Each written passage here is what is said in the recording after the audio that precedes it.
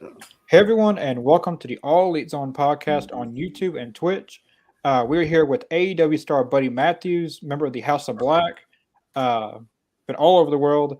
Uh, so yeah, we are here to we're going to ask him a few questions at the very end. A lot of viewers who are watching will get to ask Buddy Matthews questions as well. But yeah, thanks for being here, Buddy Matthews. I know you're taking very limited bookings.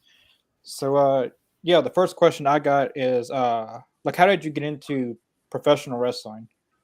Um, Long story short, my brother got home from high school one day and told me to watch this show that everyone was talking about at school so he did, and I hated it. Couldn't stand it.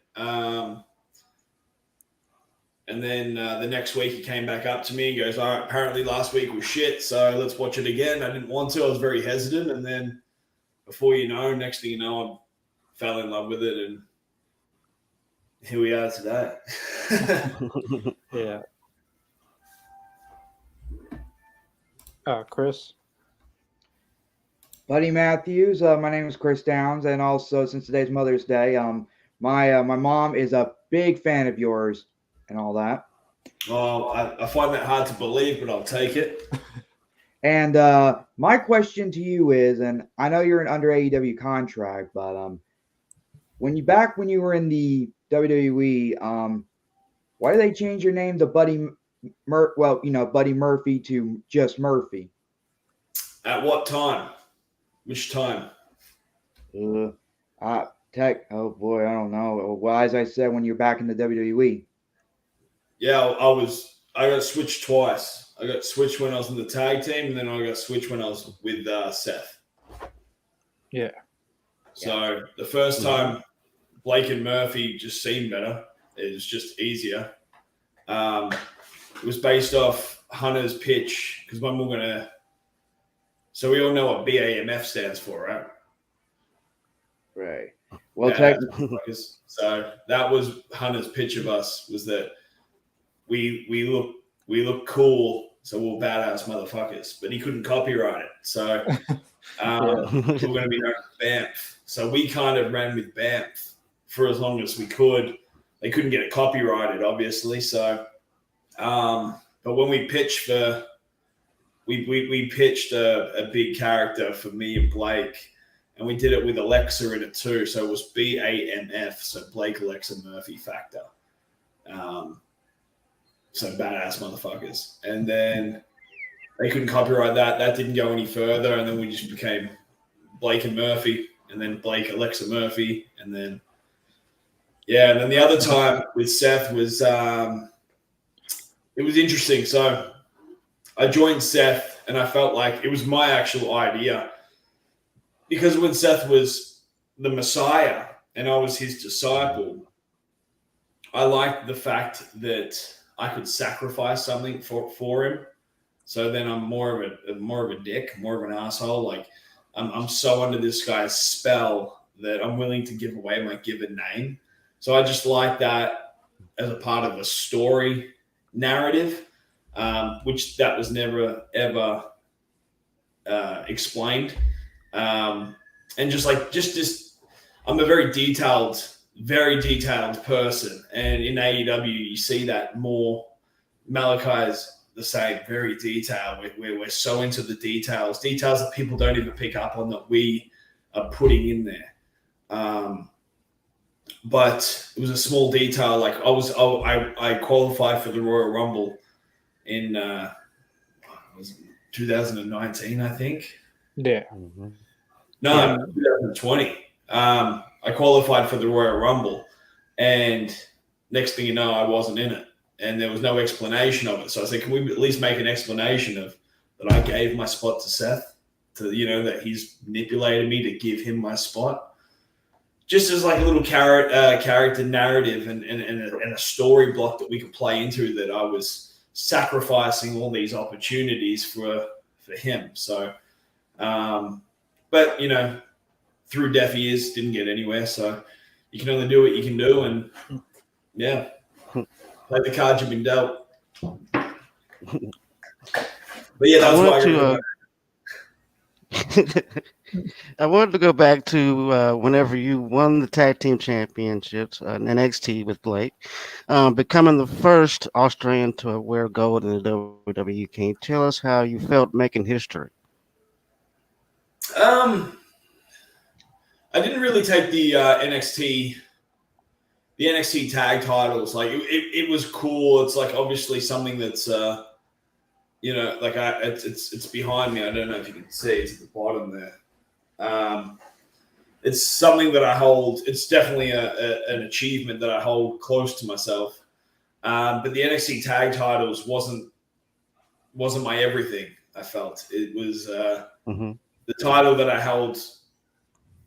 The tightest was the cruiserweight title by a mile. Like I felt like I deserved that. I felt like it was my hard work paying off. If that makes sense, I felt like all the cruiserweights at the Yeah. time we worked so hard for a brand, for a show that they didn't give two asses for, and we made it like the best matches consistently weekly at the time. So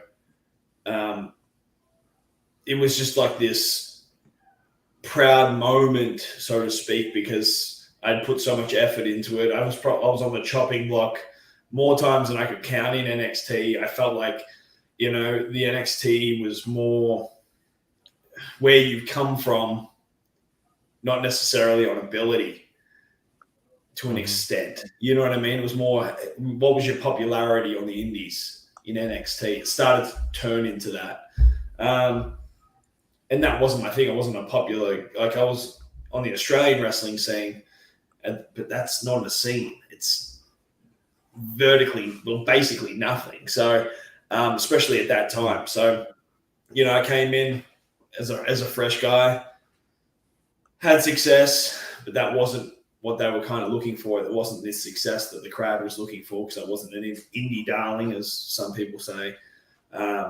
But yeah, so I had to find a way through the maze, and I found the 205. So like 205 was the best, probably one of the best times of my whole wrestling career because I took it so. I just took it as such a.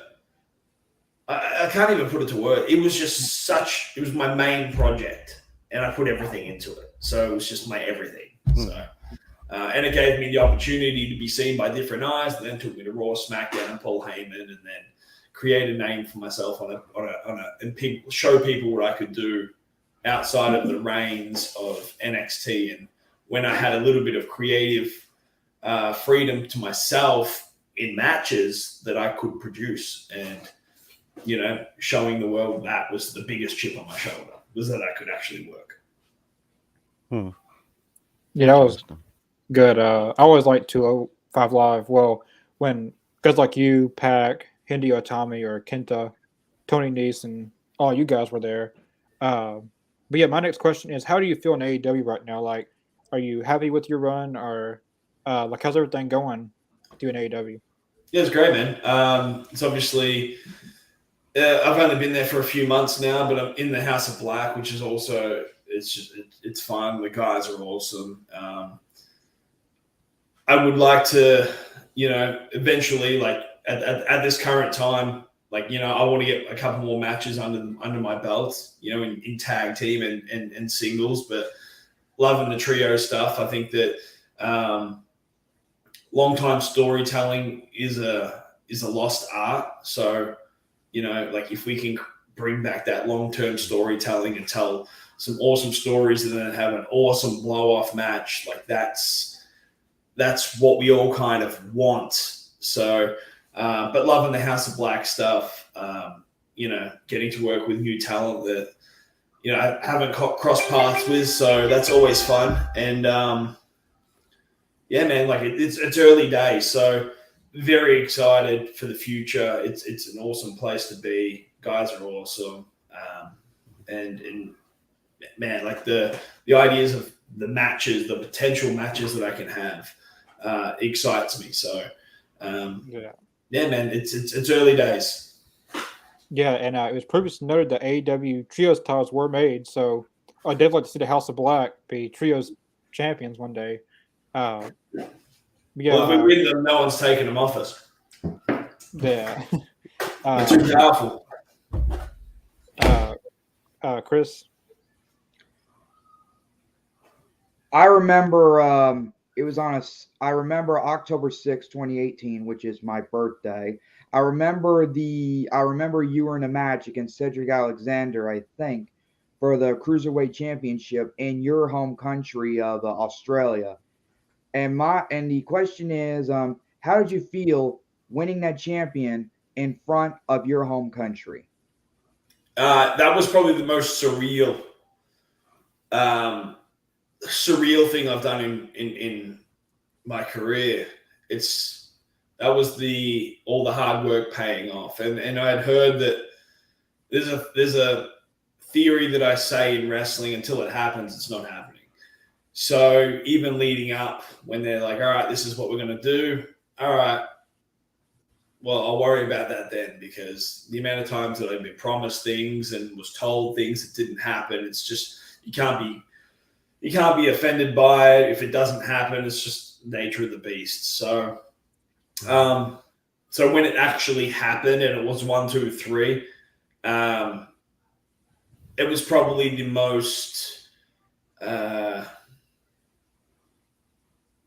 real emotion that one could give, because even like during the match, I'm not thinking of, oh, after this I'm winning the title or whatever. Like it was do the job at hand. And then when it was 1, 2, 3, it was done. It was complete. It had happened. It officially took place. So I didn't want to live, like, even beforehand, I wouldn't touch the title. Like it wasn't a thing. I wouldn't pass the title back to Cedric. I wouldn't pretend that it was going to be mine.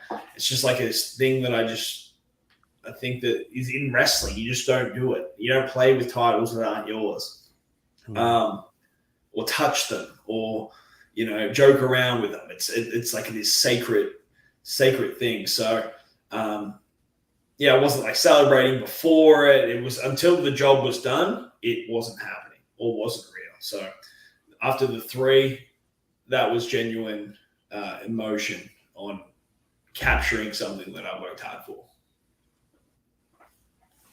Impressive. I'd like to ask, how was it, and share with us what it was like working with the legendary Rey Mysterio and the Mysterio family? It was awesome. It was cool to kind of be like Dominic's first hurdle of his career, and like watching Rey basically my entire life, being able to get in there with him is awesome. And I have this thing where I get a little too excited, and I have like so many ideas, and I had so many ideas, and I remember getting we were in a tag match. I think it was in Chile or Argentina, and it was Andrade and myself versus Metalik and Rey. And I had so many ideas, and Rey's was like very slow to digest it. And when he's digesting one idea and I'm throwing 12 more at him, it was just my excitement to work with someone at his caliber. But yeah, awesome working with them. It's awesome to be the first obstacle in Dom's career, long career. So it's cool to be like a thing that he's always going to look back at is his debut, and his debut match was with Seth, and I was there. So, I don't think anyone's going to forget the caning that we gave him. That was a very there was probably another moment where it was awkward, and I was very real emotion came out that it was getting awkward for me too, because it was what we were doing just wasn't right. So, but working with them is awesome. You can't. Rey's one of the best to ever do it. So, honor. Yeah. We actually have one member of the audience that could not be here, but she made a video of a question with her and her son that she would like to ask you. Hi everyone. Sorry I couldn't be there today for the live stream. We're spending a really nice Mother's Day at home. This is Alexander, and he has something special to say to Buddy Matthews. I like your crew. And what else? You think he's great? I think you're a great wrestler. All right, and my question to Buddy Matthews is pertaining to the House of Black. Alexander loves the House of Black. And with that being said, you know, previous to what you did in AEW, the House of Black has a very interesting aesthetic. And as we've seen before, you know, getting that goth or, you know, that type of aesthetic can be kind of difficult to nail and sometimes comes off as a little cheesy. But in AEW with the House of Black, it certainly does not. It comes off as like really cool and genuine and authentic. So how was it adjusting to that? I know I read in some articles that Malachi had sent over pages of things to review beforehand. So just wanted some insight on the whole aesthetic and how it was, you know, implementing that in AEW. And again, sorry I couldn't be there, guys. Thanks. Bye. Awesome question. So, first off, a lot of people would say that I don't fit into the House of Black because I don't have tattoos. That's the first thing people would say. My whole leg's done. Like, you know, people go, oh, he doesn't have to. My whole leg is done.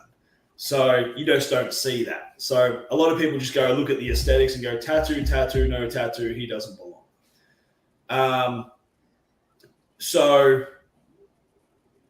if you look at the tattoos, okay, yeah, I don't belong, even though my leg's done. But I've never been more at home with the character. That character that I portray on AEW television is closer to anything that I've ever done to the real me. There is not one thing that I don't believe that I'm doing. I think that that's probably more the real me than the 205, the tag team, and the disciple. It's probably more me than what I portray to the audience, like in an interview like this. When I'm that character, I see red 24/7. I feel like I've got down. It's just a place that I can get to very, very easily. Probably easier. It's probably a little scary how easily I get into that character because I think it's truly is there. Having guys like Brody and Malachi there to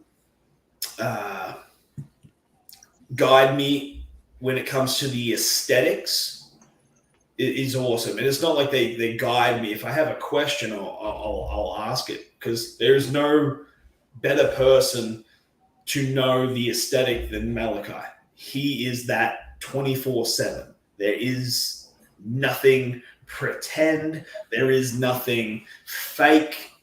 That is him 24/7.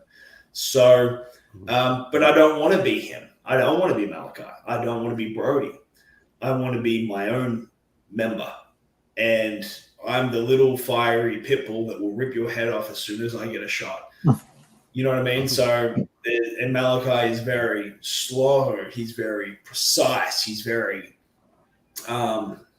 methodical with what he does. And then you have Brody, who's this big guy that will throw around his power and use himself as a cannonball. I will get you to the ground and I will maul you like a pit bull.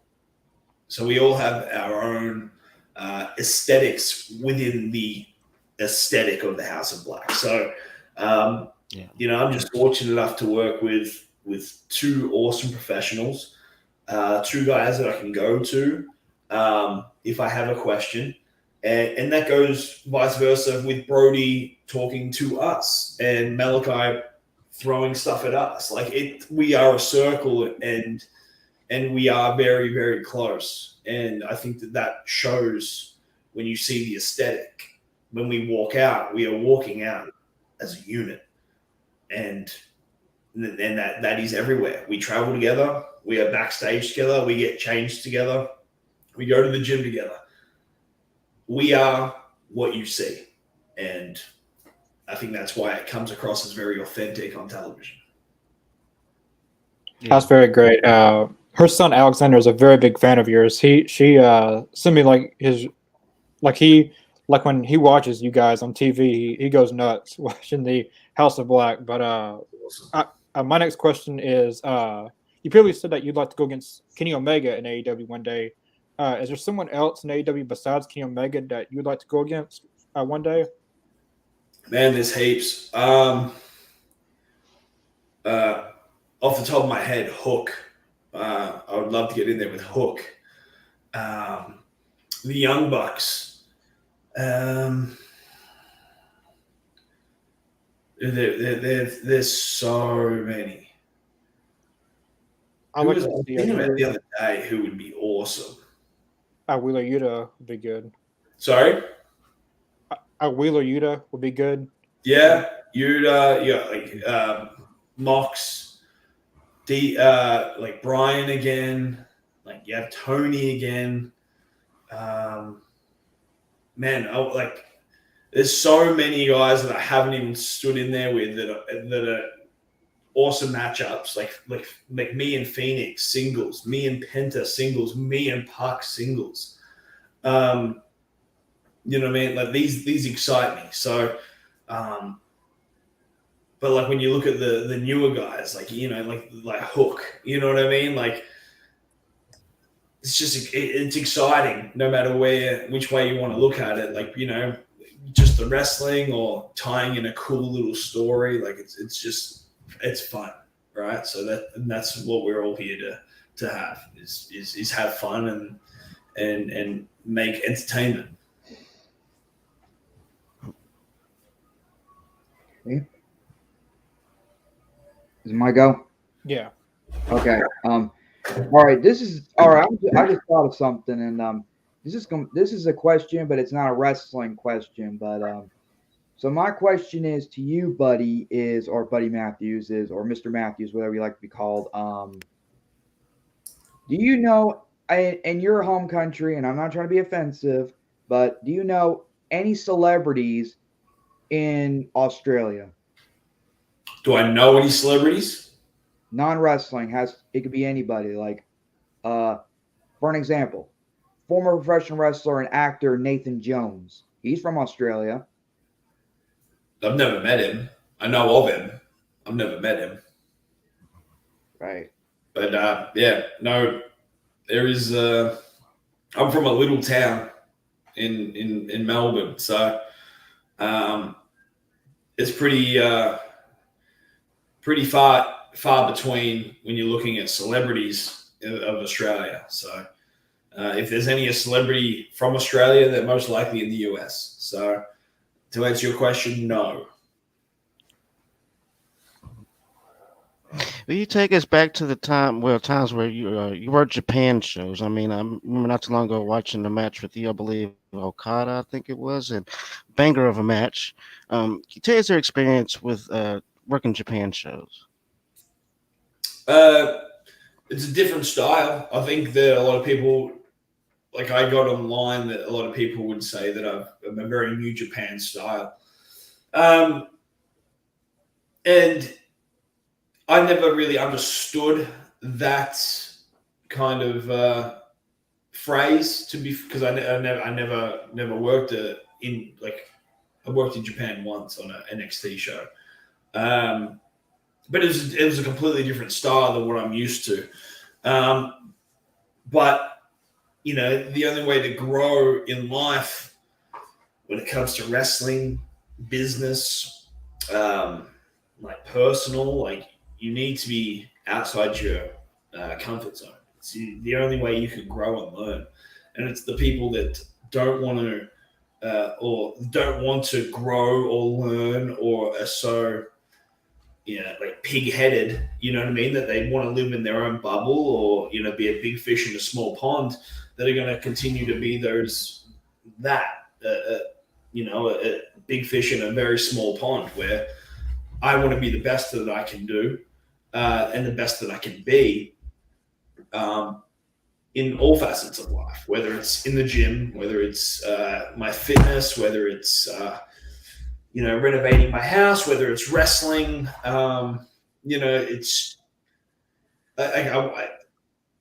growth is a necessity for success. Success isn't just going to fall in your lap, or if it does, it's not going to be there for very long. So I just feel like growth in being in unique situations that you're not necessarily comfortable with is a learning curve to create growth, which will then create success. So it was a learning curve, but I did enjoy it. I do enjoy it, and hopefully, sometime soon. And I know that Japan's just starting to open up now. The house could go down to Japan and do a tour over there. I think that that would be really cool, and it's definitely on the three of our bucket lists to do. Yeah, that'd be great to see. Well, my next question is a question you don't have to ask if you know or not, or if you do, you don't have to say. But are you in the AEW console game? I have no idea. I know I'm on the 2K22 game. That's all I know. Because, like, if you do know, you don't have to tell us. Because I know that they're getting ready to put the game out. But if you are in it, I'm going to do Buddy Matthews, Kenny Omega, like first match I play on the game. Yeah. Just going to make the title on the line. But I have no idea. All right. My next question is, and there's a lot of mine. Oh yeah, what is in AEW? What is the House of Black's next trio opponents in a trios matchup though? We have no idea. Hopefully we can close this chapter on the Death Triangle, and move on to the next thing. The House is always willing to give the people what they want. So if the people want us versus whoever, we'll give them whoever. We'll wrestle whoever. If you want us against CM Punk and the Young Bucks, we'll do that. But don't be upset when you don't get the result that you want. So we're willing to give the people what they want, but what they want isn't necessarily what they want. What they want to see is what they want to see. But they're going to complain about something. So if you want, whatever mixed match set of three to make a trio versus the House of Black, we're more than happy to oblige. But don't be upset when it doesn't go your way. Whether you don't get the result that you want, or if you don't get the 45-minute stunt show that you want. We go out there and we do what we do, and we get paid, and then we move to the next thing. So that's the house rule. I was going to suggest the Blackpool Combat Club, but I don't want to spoil any of that. No, that'll be good. We'll take whatever's next on the ranking. All right. Let's go back to your time with WWE.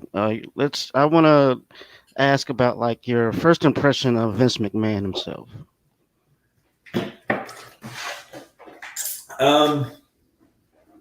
Fine. Very limited run-ins with Vince. He's a busy guy.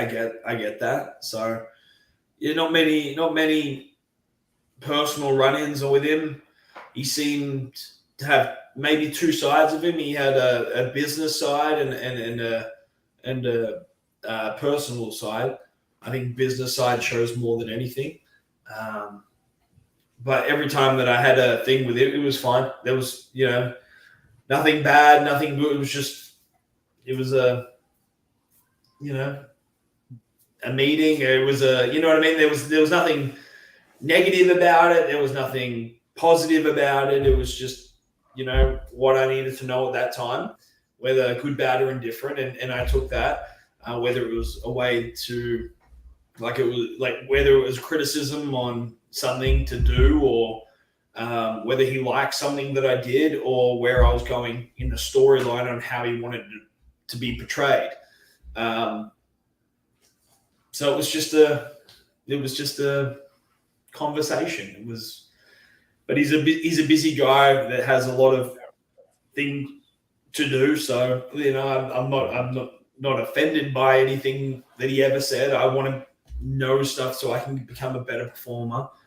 And Right. he has however many employees that he needs to talk to and whatnot. So very limited conversations or meetings with him, but the ones that we had were good. I hope that answers it. Awesome. Like there isn't much else to it. Yeah. I'm gonna switch over to the live viewers questions.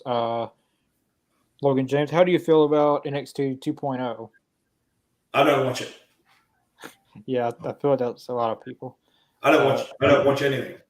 It's I watch AEW. Alex Tam, Buddy Matthews is the Australian Kenny Omega. I think you meant Kenny Omega. I would like to see Buddy versus Ospreay. That would be a good match. That'd be awesome. I'd be down for that. Ospreay's one of the best in the world. Do you play video games? I do. I play. I actually stream sometimes on Twitch. It's my Twitch stream is House of Buddy. I play Fortnite, and sometimes Rhea Ripley joins, and we do stupid stuff. So yeah, I play. Fortnite's like my main game for some reason. I don't know why. I hated it at the start, and now I'm obsessed with it. So my game of choice in UFC 4. Nice. Have you ever went against Mason Red or Alex Shelley? No, both interest me a lot. Both would be awesome. I remember I grew up watching Red in like Ring of Honor with Low Key and Shelley too. So definitely would be very down to do that with both or either. Yeah. Alex Tan, pretty much his AEW figure. Hopefully we'll be the first trios pack. Yeah, that'd be That's the goal. Yeah. Make sure you let AEW know that you want a trios pack with the House of Black. My next question is with you in AEW. I don't know what I was going to say. So, look, have you been like the House of Black? Have you guys been scanned for any trading cards or anything like that? Not that I'm aware of. Like I've taken many photos. What they're for, I don't know. So I can't answer that. Okay.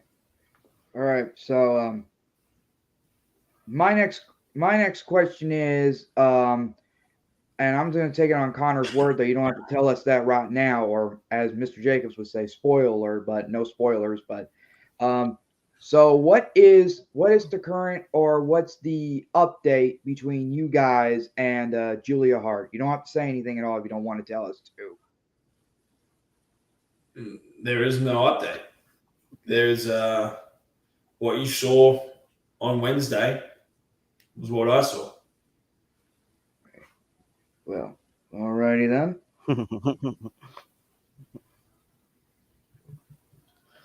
I was gonna say, ask. I did a little research, and one of your hobbies is bungee jumping, which is something that I would never do. You're a better man than I am. I would never even try that. That's completely false. No, it's not. It's false. Really? Completely false. That's WWE Wow. trying to give me a background. Wow. Yeah.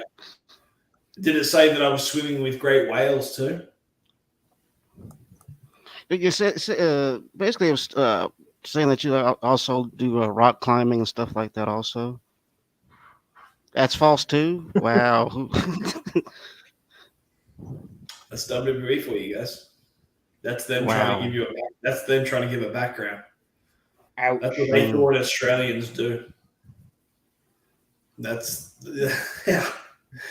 So yeah, they used to say that I used to swim with great whales, and I was like, that makes no sense. It's great I've heard. white Yeah, I sharks. saw that too. Yeah, it's great white sharks. Why would I call it a Wow. whale? So that's just them Thank you for setting the creating. record straight. That's just them looking what's in Australia and what's popular. That's all that Hmm. was. I never approved it. They didn't ask me about it. They just added it to my NXT bio one time, and I was like, oh god. Wow. And then people would message me and go, nope, not true at all.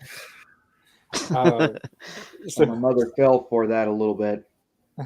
so my next question is the AEW New Japan Pro Wrestling Forbidden Door show is going to be happening pretty soon. If the House of Black was able to get a trios match, who would you like to face from New Japan in a trios match? That's tough. I'm going to say, personally, TMDK. That's me personally. Maybe we had like a Jonah, Shane Haste, and Mikey Nichols would be my 3 TMDKs. So yeah, the Aussie boys, shout out. Yeah. All right. Okay. This is between your release from WWE and before your AEW debut. I remember seeing you versus Malachi Black at I believe an indie or a house show. I think it was right before your AEW debut. My question is, Was it a WrestleCade? yeah, but my question is, how did you feel wrestling Malachi Black before you became House of Black in AEW? I think that we're always going to have tension there because, like, you know, going back to our rivalry in WWE, I think that there's always going to be tension there. But you know, like how things come full circle, right? Like, he beat me 3 times consecutively in WWE, which then kind of turned me to the Messiah. Because if I couldn't beat him, you know, obviously what I was doing wasn't working. So that's why I joined Seth to hopefully have guidance, which he showed me success. We won the tag team titles the next week. So obviously he knows what he's talking about. And then you fast forward a couple of years later, and then me and Malachi find ourselves at WrestleCade. And, you know, just as I think that I'm becoming better, and it's just like UFC too. You're not the same person you are when you fight the first time. So I believe that I grew as a performer. I knew he grew as a performer, which then he beat me again. So, you know what I mean? The rivalry's just gone full circle. It's gone from being complete rivals to in WWE to continuing the rivalry in the independent scene to joining forces to become, you know, I think we're the only undefeated trio there is in AEW. So sometimes bitter enemies are sometimes better, you know, standing side by side. That's where success lies, right? Sometimes you have to fall down a few times to realize that maybe you shouldn't be fighting your nemesis. Maybe you need to stand next to them. So we got success now, but I think that deep down, both of us, you know, it's still there. It's still there. So it's like good friends, better enemies. Well, in reverse. You know it. Now everyone's our enemy. So if we can find success in this world of professional wrestling and you know, carve our names next to each other on the stone of professional wrestling, then, you know, that's what we'll do. Here's another. I seen Buddy likes to karaoke. I like to karaoke in the car. I don't know about anything. Yeah, I'm not a good singer. I'm not a good singer at all. I can't remember lyrics. That's my issue. Dowie once had Buddy is a chef on Hell's Kitchen. I never seen that. Nope, never happened. Would you like to be in an exploding barbed wire death match? Absolutely not. Ouch. I work too hard on my body to destroy it. Yeah. I'm already hurting. Yeah, Bryce Remsburg was on here a few weeks ago, and he said prior to their match, they all had they sprayed stuff on them, and like there was a lot of behind the scenes stuff before they even did the match. Yeah, it's not my cup of tea. But whoever, it has its place. I'm not saying that, but it's just not my cup of tea.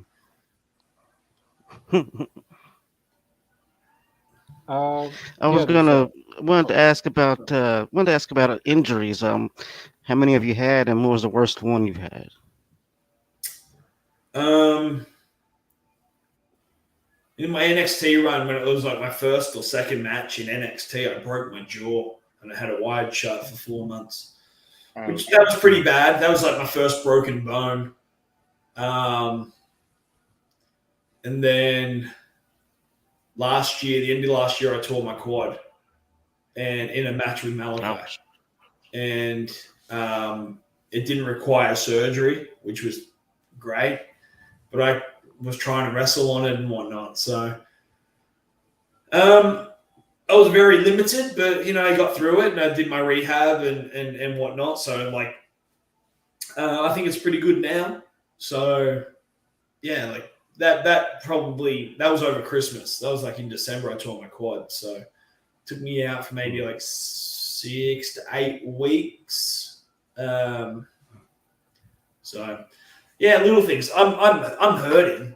You know what I mean? But I think that I'm pretty good, if that makes sense. I think I'm pretty good, considering.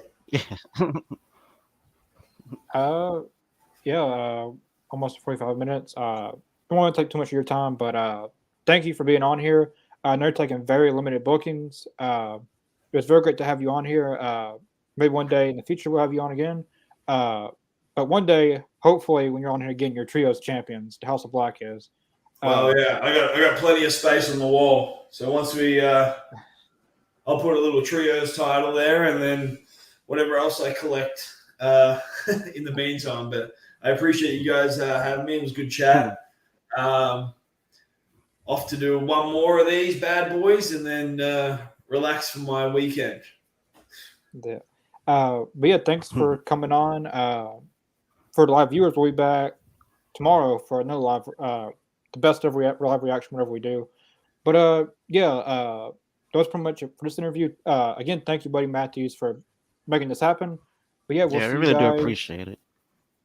Yeah, all right, guys, appreciate you having me, and make sure you guys keep watching AEW, man. It's the best wrestling product in the world right now, and big things are coming. Yeah, and yeah, man, it's awesome to be part of AEW. So whenever I can scream its name, I will. We're enjoying it. So if I'm enjoying it, then hopefully everyone else is. But yeah, guys, I appreciate you. Thank you so much. All right, thank you. And hopefully talk soon. All right, thank you. For the live viewers, we'll see you guys tomorrow. peace.